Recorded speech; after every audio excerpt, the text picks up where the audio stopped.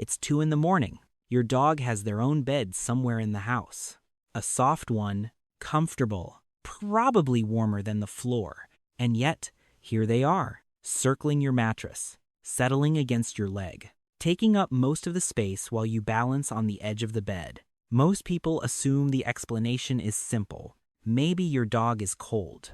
Maybe it's just habit. Maybe they're a little clingy. But behavioral neuroscience tells a completely different story. What your dog is doing every night when they choose to sleep beside you is actually one of the most complex expressions of trust, attachment, and evolutionary biology that exists between two species on this planet.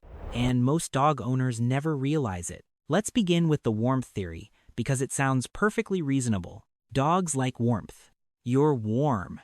Problem solved. Except there's one issue. Your dog has access to many warm places in the house. Sunny spots on the floor, the couch, radiators, blankets, even that pile of laundry you forgot to fold. If warmth were the only thing they wanted, they could choose any of those places.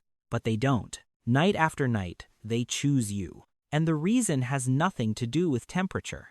Sleep is the most vulnerable state any animal can experience. When a dog sleeps, their awareness drops. Their defenses drop. In the wild, that's dangerous. For thousands of years, every instinct in a dog's brain has been shaped by predator-prey dynamics. Those instincts tell them to hide somewhere protected when they rest, somewhere quiet, somewhere safe. And yet your dog walks past every quiet corner of your home and climbs beside a human 10 times their size. That decision is not about warmth. It's about trust. Researchers at Eötvös-Loránd University in Budapest ran an experiment that changed how scientists understand dogs. They adapted the same attachment test psychologists use to study human infants. It's called Ainsworth's Strange Situation Procedure, the same method used to observe how babies react when separated from their mothers.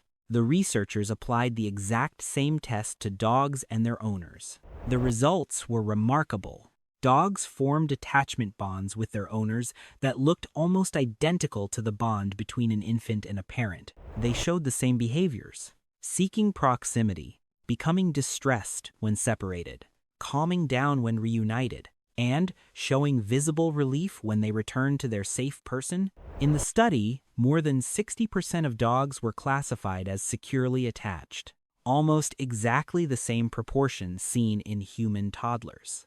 So, when your dog chooses to sleep beside you, they are performing one of the most fundamental behaviors in attachment psychology, seeking closeness to their safe person during the moment when they are most vulnerable. They are not being needy. They are telling you something incredibly simple. You are the safest place in their world. But the story becomes even more fascinating, because this bond isn't only psychological, it's biological. In 2015, researchers at Azabu University in Japan published a study in the journal Science, one of the most prestigious scientific journals in the world. The researchers measured oxytocin levels in dog-owner pairs while they interacted. Oxytocin is the neurochemical responsible for bonding. It's the same molecule that floods a mother's brain when she holds her newborn child. The scientists observed what happened when dogs and their owners looked into each other's eyes. And what they discovered was extraordinary. Both species experienced a surge in oxytocin at the same time. The dog's oxytocin increased. The human's oxytocin increased, which made the dog gaze longer, which triggered more oxytocin, which made the human feel even more bonded, which made them look back. It created a loop, a self-reinforcing neurochemical loop between two completely different species. Researchers tried the same experiment with wolves raised by humans. Nothing happened. The loop never activated. This biological feedback system evolved only between dogs and humans over thousands of years of living together, and physical contact makes it even stronger. Researchers have found that just 10 minutes of petting a dog produces measurable drops in cortisol in both the dog and the human. Cortisol is the body's primary stress hormone. Now, imagine what happens during 8 hours of sleeping side by side. But this relationship didn't start recently. It began long before cities existed, long before farming, Long before writing, dogs were domesticated before agriculture itself. Around 15,000 years ago, wolves began approaching human camps. They were drawn by food scraps, warmth from fires, and the safety of human groups. The friendliest wolves survived. They passed on those traits.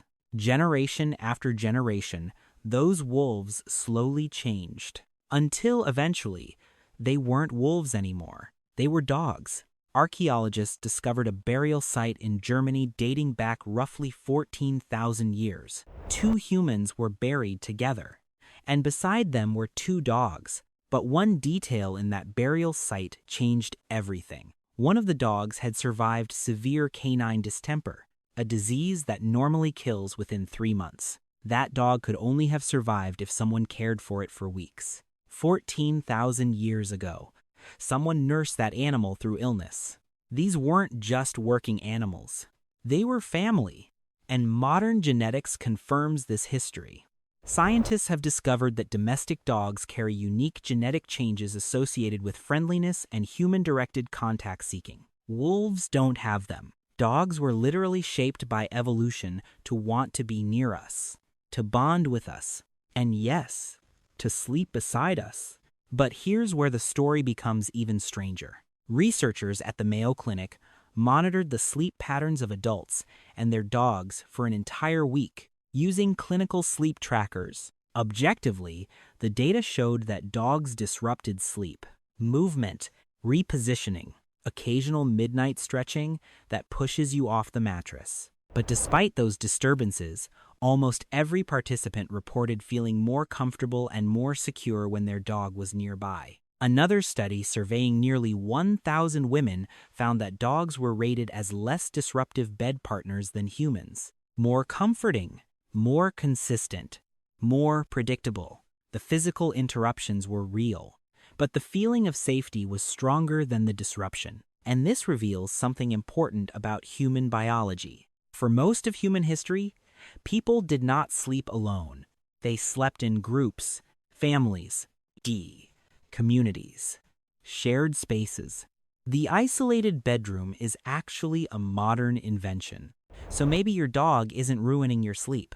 Maybe they're restoring something ancient, something your nervous system still recognizes as normal. A study from the University of Jyväskylä in Finland measured heart rate variability in dog owner pairs.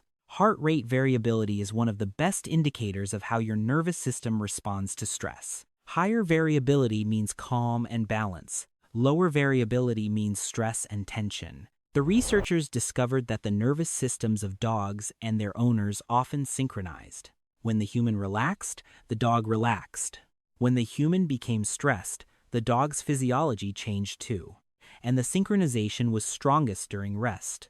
During sleep, 2 separate nervous systems from 2 different species were regulating each other, all through the night. But there is one final detail that every dog owner should know. If your dog has been sleeping beside you for months or years and suddenly stops, pay attention. Dogs are creatures of habit. When a deeply established behavior changes overnight, there is always a reason.